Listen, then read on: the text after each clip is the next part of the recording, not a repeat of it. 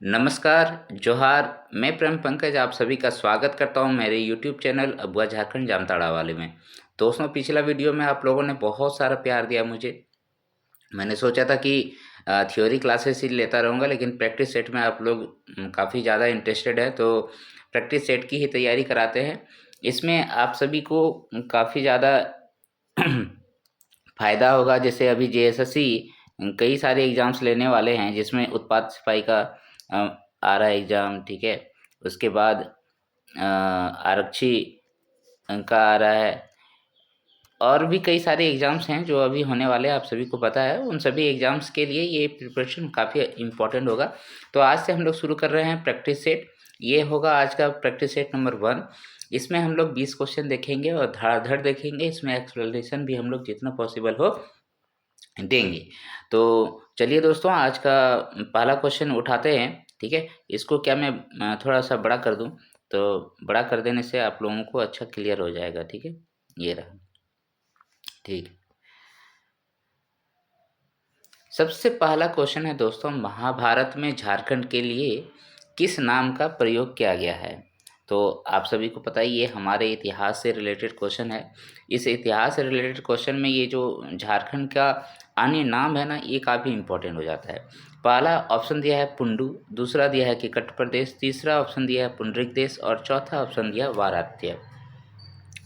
तो इसका सबसे पहले आप अगर आंसर टिक करना चाहेंगे तो इसका आंसर हो जाएगा दोस्तों, महाभारत के काल में पूछ रहा है, तो महाभारत के काल में हम लोग जानते हैं पुंडरिक देश कहा जाता है।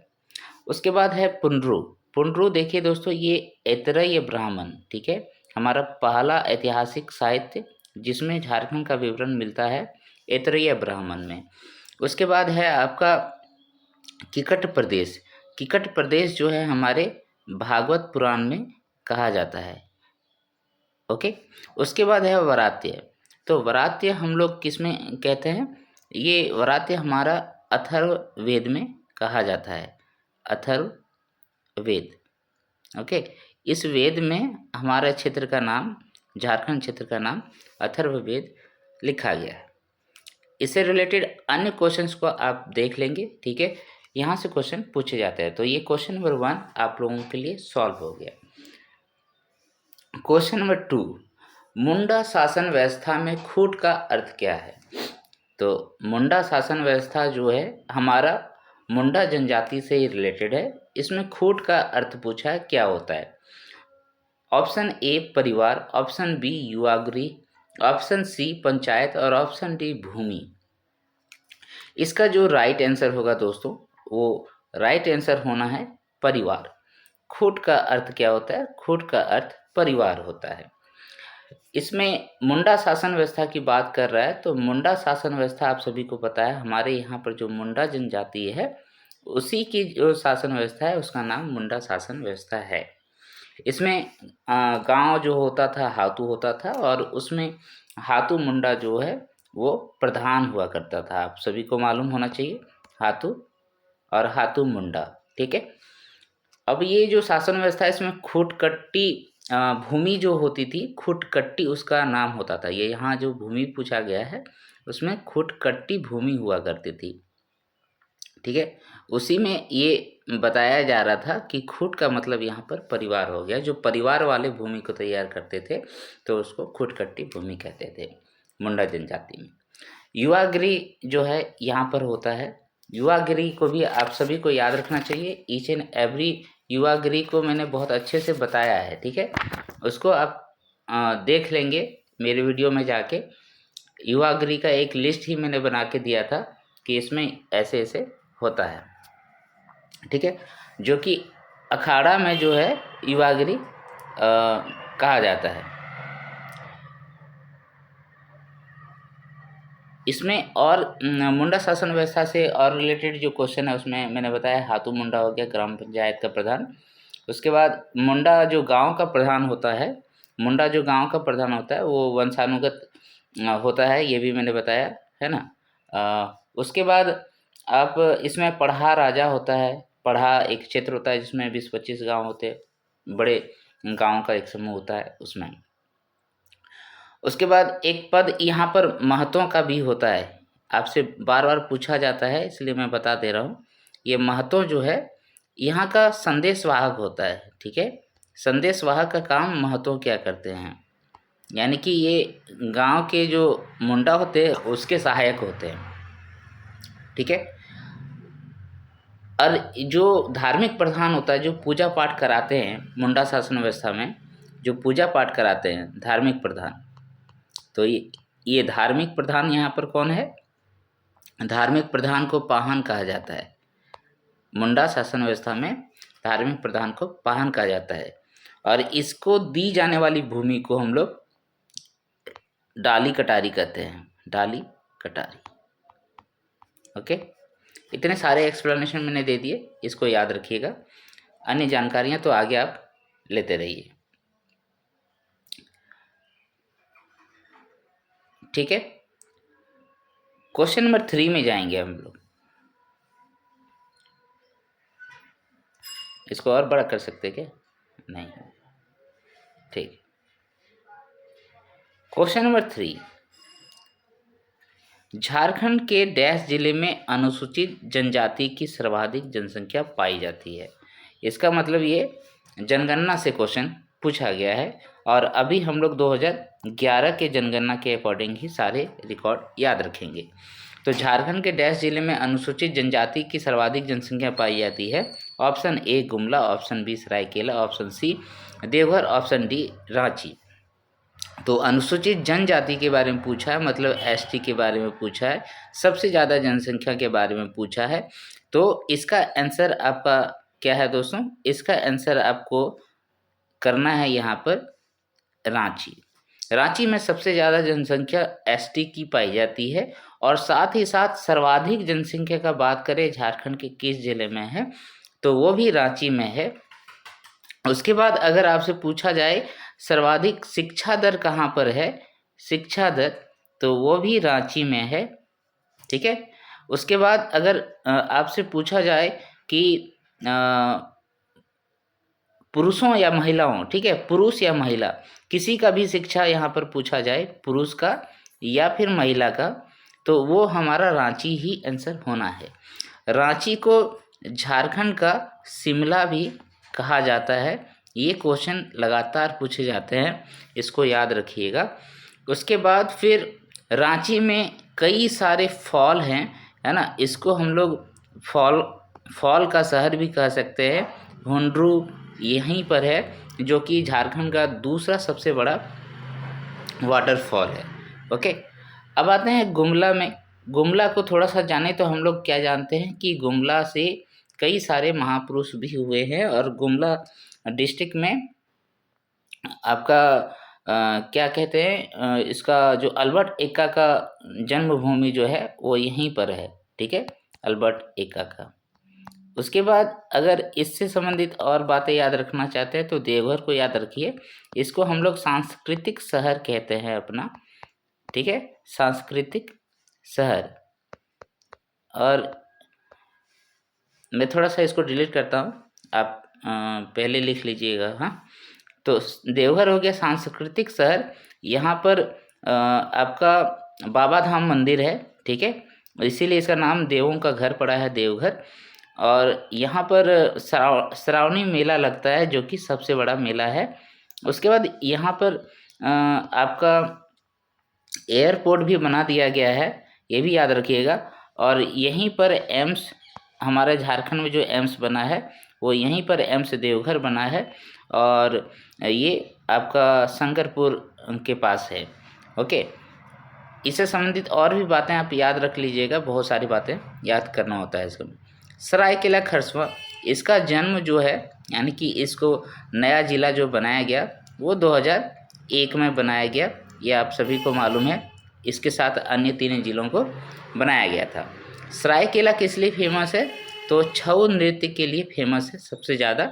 यहाँ पर और एक चीज़ के लिए फेमस है, ये यहाँ का जो एक हल्दी है उसको जीआई टैग मिला गया है, दिया गया है जीआई टैग, ठीक है। वो ईयर आप याद कर लीजिएगा, मुझे भी अभी याद नहीं। तो ये सारी इम्पोर्टेंट बातें हैं क्वेश्चन नंबर 3 से आप इसको देख लीजिए। नेक्स्ट चलते हैं क्वेश्चन नंबर 4।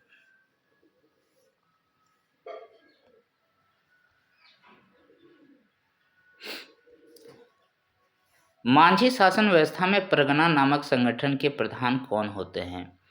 ओके, ये क्वेश्चन है। क्वेश्चन नंबर 4, मांझी शासन व्यवस्था में परगना नामक संगठन के प्रधान कौन होते हैं? पहला ऑप्शन दिया है महतो, दूसरा दिया है डाकुआ, तीसरा दिया है परगनित और चौथा दिया है गुड़ेल। यहाँ गुड़ेल नहीं होगा, गुड़ेत होगा।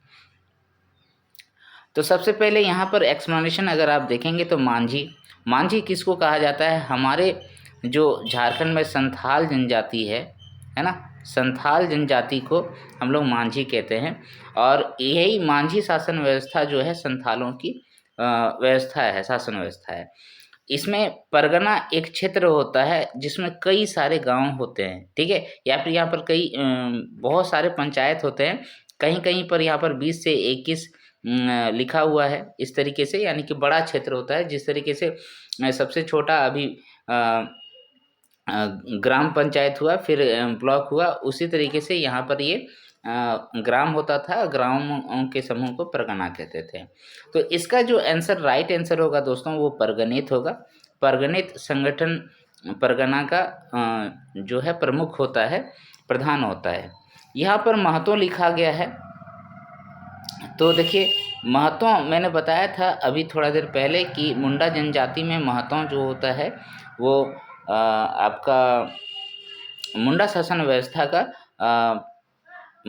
व्यवस्था में संदेशवाहक हुआ करता था। डाकुआ भी संदेशवाहक हुआ करता है, जो मांझी शासन व्यवस्था में देखा गया है।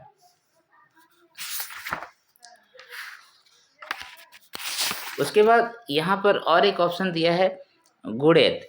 तो गुड़ेत जो है वो भी वही काम करता है, वो दूसरे अन्य जनजाति में ये चीज़ देखा गया है, ठीक है, काम करता है दूसरा। अब यहाँ पर मांझी शासन व्यवस्था में एक जो इम्पोर्टेंट पद होता था वो होता था, सजा जो होता था वो बिटलाहा होता था, वो याद रखिएगा आप, ठीक है, बिटलाहा, है ना। ग्राम का जो प्रमुख होता था वो मांझी होता था, ग्राम पंचायत का। चलिए, इससे संबंधित और बातें जो है मैंने बहुत अच्छे से क्लास में बताया है, वो आप वहाँ पर देखिए। एक चीज़ इसमें याद रखिए, मांझी शासन व्यवस्था में जो नायके होता है ये कौन होता है? ये क्वेश्चन पूछा भी गया है जेपीएससी में, ठीक है। नायके, तो नायके जो है दोस्तों वो धार्मिक प्रधान होता है, धार्मिक प्रधान, ठीक है, धार्मिक प्रधान होता है आपका मांझी शासन व्यवस्था में। नेक्स्ट चलते हैं क्वेश्चन नंबर 5। बैगा जनजाति में ग्राम संगठन का मुखिया कहलाता है। बैगा जनजाति में दिया है। ग्राम संगठन हर जगह इम्पोर्टेंट होता है। यहाँ ऑप्शन ए दिया है मुकद्दम, ऑप्शन बी दिया है पटला, ऑप्शन सी दिया है कटाहा, ऑप्शन डी दिया है मारडी। तो बैगा जनजाति में इसका जो आंसर करना है हमें, वो आंसर हो जाएगा आपका मुकद्दम। बैगा जनजाति में ग्राम संगठन का मुखिया मुकद्दम कहलाता है। ये भी पूछा हुआ क्वेश्चन है। इसमें एक इम्पॉर्टेंट पार्ट जो क्वेश्चन आता है कटाहा का। कटाहा बेसिकली जो है हम किस जनजाति में देखते हैं? खड़िया जनजाति में देखते हैं, यानी कि खड़िया शासन व्यवस्था जो है ढोकलो सोहर शासन व्यवस्था। इस ढोकलो शासन व्यवस्था में हम लोग कटाहा पद को देखते हैं। कटाहा का पद जो है वंशानुगत नहीं होता है, ये 20 से 25 गाँवों के बीच में जो है आपका एक पद चुना जाता है सभी लोगों के द्वारा।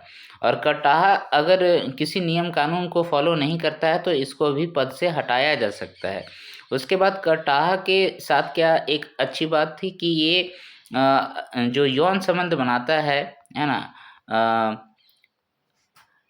समाज में, उन्हें क्या किया जा रहा था, अगर वो गलत तरीके से बना रहा है तो वैसे में उन लोगों को सजा देती थी, यही कटाहा जो है वही सजा देते थे, ठीक है। कटाहा एक बहुत क्या कहते हैं जानकार आदमी को बनाया जाता था, ठीक है। ये हो गई सारी बातें। यहाँ पर बैगा जनजाति में मुकद्दम कहा जाता है, इसका आंसर हो गया। Question number 6। क्वेश्चन नंबर 6 में क्या है, झारखंडी साहित्य का प्रथम नाटक किसे माना जाता है। नाटक का बात कर रहा है और कोई भी साहित्य के बारे में बात कर रहा है। पहला है राजपूताना इतिहास, दूसरा है स्वयंसेवक, तीसरा है वनकन्या और चौथा है ग्राम का फेर। तो इसमें ज़्यादा एक्सप्लेनेशन तो मैं नहीं दूंगा, इसका आंसर मैं डायरेक्ट बताता हूँ। ग्रह का फेर जो है वो झारखंडी साहित्य का प्रथम नाटक माना जाता है। नेक्स्ट है क्वेश्चन नंबर 7। क्वेश्चन नंबर 7 में क्या है, झारखंड राज्य का सर्वाधिक ठंडा स्थल है। कौन सा ठंडा स्थल सबसे ज़्यादा है। पहला ऑप्शन दिया है किरीबुरु, दूसरा दिया है नेतरहाट, तीसरा दिया है रांची पठार, चौथा दिया है लोहरदगा। तो किरीबुरु का नाम शायद आप नहीं सुने होंगे, ये मैं बता देता हूँ, ये पश्चिमी सिंहभूम में है और आयरन ओर के लिए फेमस जगह है। ठीक है, आयरन ओर। और यहाँ पर क्या है, कौन सी कंपनी है, सेल है। ठीक है, सेल। अब नेतरहाट, नेतरहाट आप सभी को पता है, यहाँ पर आपका स्कूल भी है, नेतरहाट स्कूल, ये बहुत फेमस स्कूल है। और इसका जो राइट आंसर होगा दोस्तों, वो राइट आंसर होगा नेतरहाट। हमारे राज्य का सर्वाधिक ठंडा स्थल नेतरहाट को माना जाता है। रांची का पठार यहाँ पर दिया हुआ है, रांची नहीं दिया हुआ है। और लोहरदगा जिला है, आप सभी को पता है, ये लैंडलॉक जिला है लोहरदगा, लैंडलॉक। ठीक है, लैंडलॉक जिला है, मतलब किसी अन्य राज्य से इसका सीमा साझा नहीं होता है।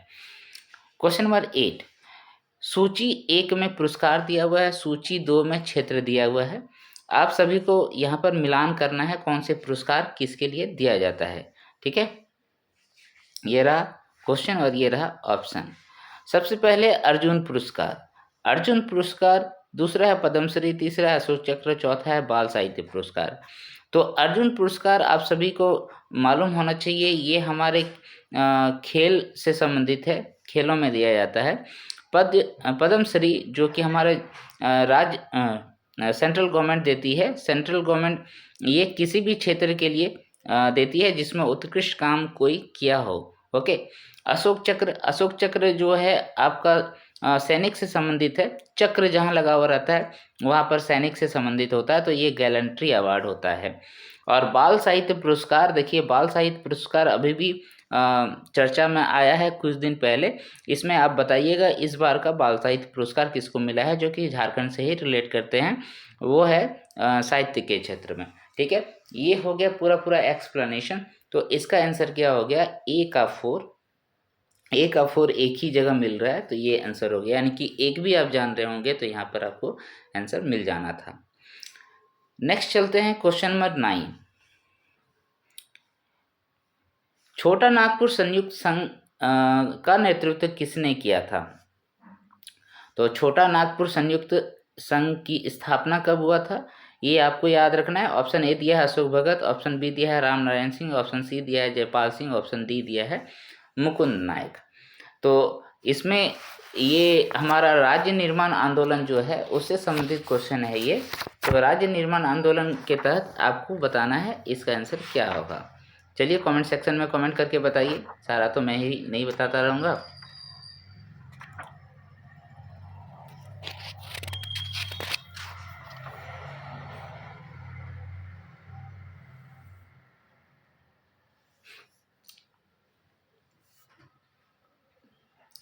देखिए इसका आंसर जो होगा वो होगा आपका इसमें आंसर दिया क्या है, ठीक दिया, राम नारायण सिंह ही होगा। और ऐसे तो इसका जो छोटा नागपुर संयुक्त संघ है इसकी स्थापना आपका 1954 में किया गया था, लेकिन उसके अध्यक्ष जो पहले थे वो थे सुखदेव महतो। ठीक है, सुखदेव महतो थे, याद रखिएगा ये, है ना। छोटा नागपुर संयुक्त संघ का नेतृत्व किसने किया, राम नारायण सिंह ने भी किया, लेकिन 1954 में इसकी स्थापना सुखदेव महतो ने किया था। 1954 में सुखदेव महतो ने किया था। चलिए क्वेश्चन नंबर 10,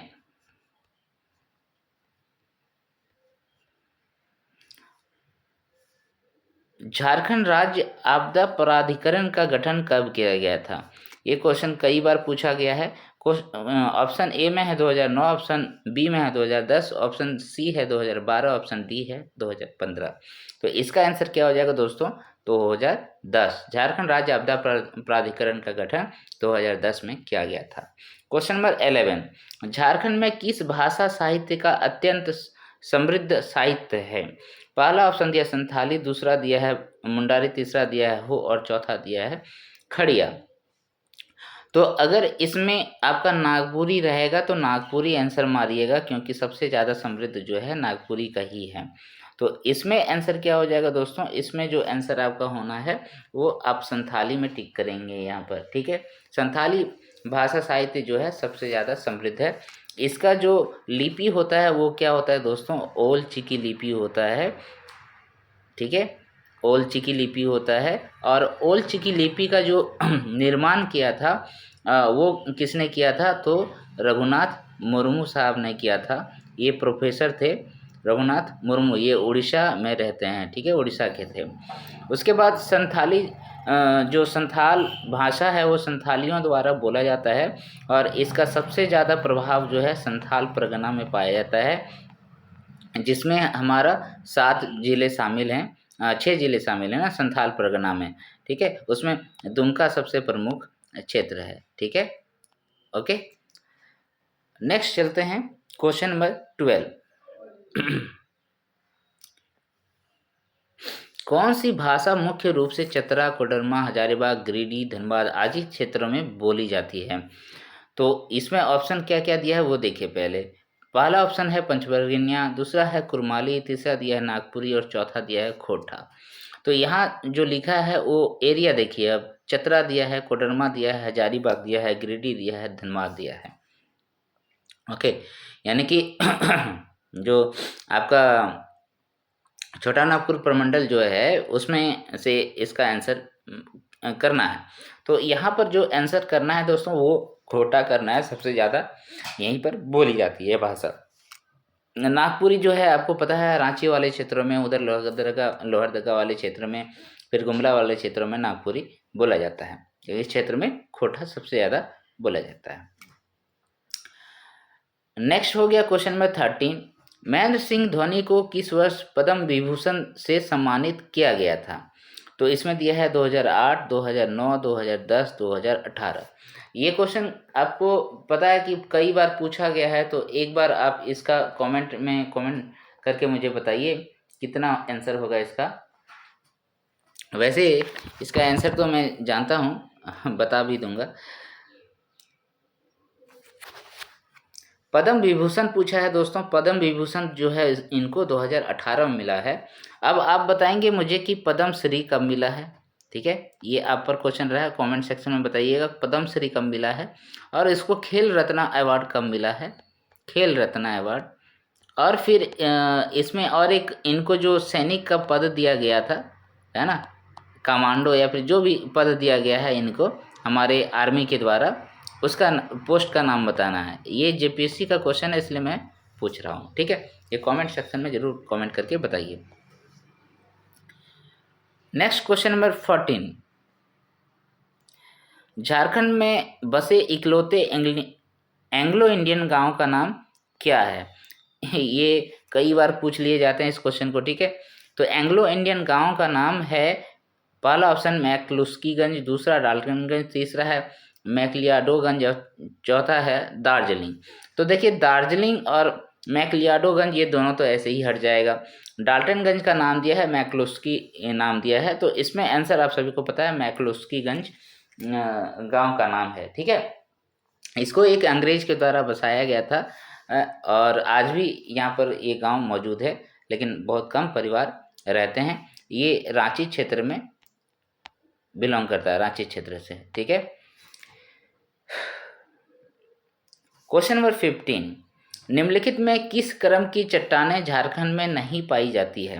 कौन सा क्रम की चट्टानें नहीं पाई जाती है? ये सब का क्लास में लूँगा, बहुत अच्छे से लूँगा, प्रिपेयर कर रहा हूँ अभी। तो पहला क्वेश्चन है, पहला ऑप्शन है धारवाड़, दूसरा है कोडप्पा, तीसरा है विंध्यन और चौथा है गोंडवाना। इसका जो राइट आंसर है दोस्तों वो है कोडप्पा। तो कोडप्पा टाइप की चट्टानें जो है झारखंड में नहीं पाई जाती है।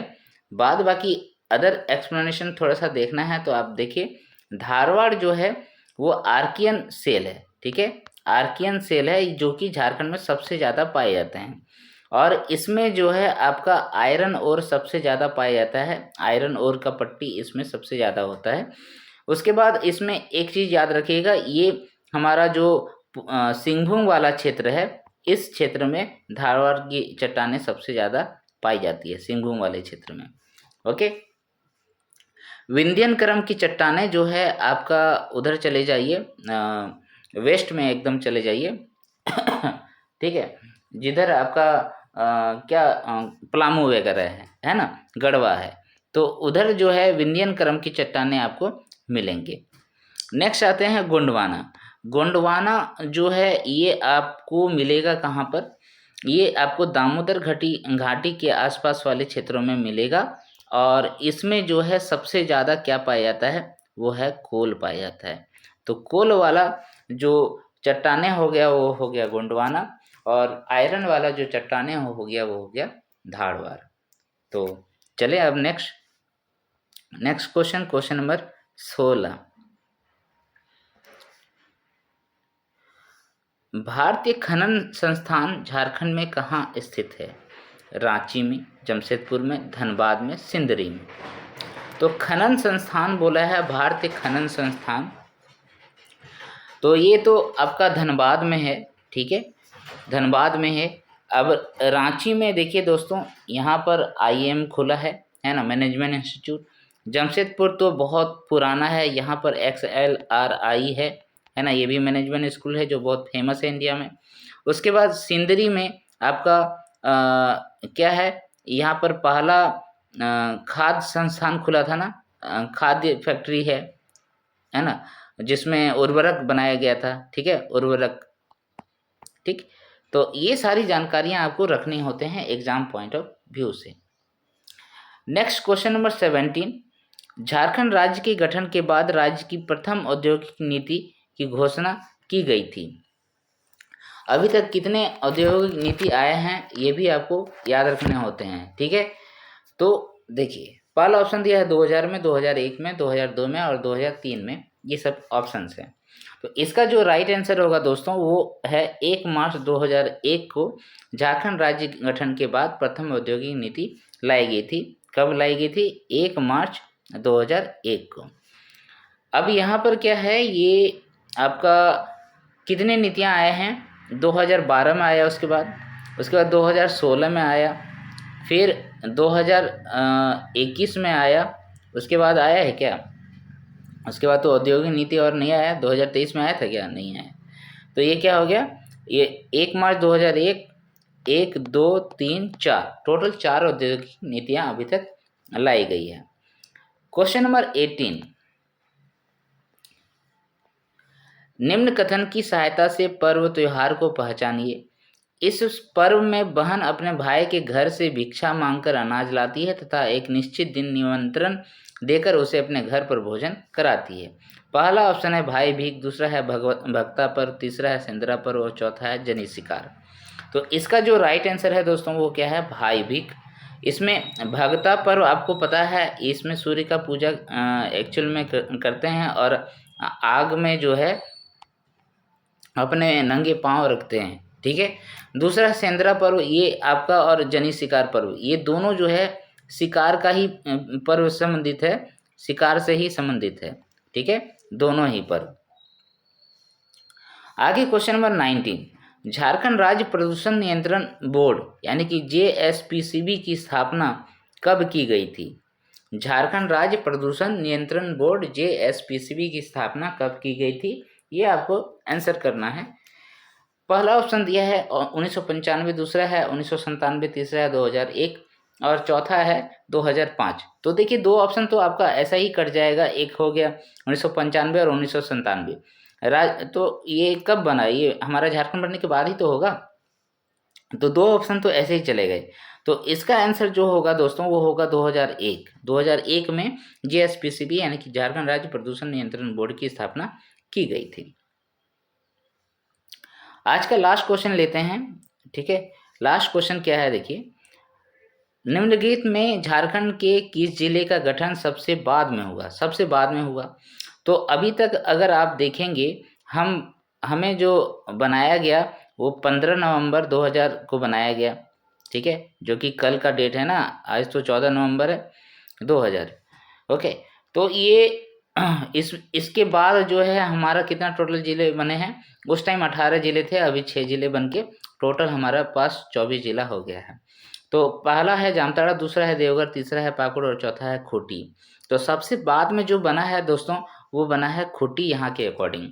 खूंटी का स्थापना जो हुआ है वो 2007 में हुआ है ना। इसके साथ और एक जिला बना था, वो क्या था, रामगढ़ था। ठीक है, रामगढ़ जिला। और जामताड़ा जो है 2001 में बना है, और देवघर और पाकुड़ तो पहले से ही बना हुआ था। तो ये सारी बातें हो गई।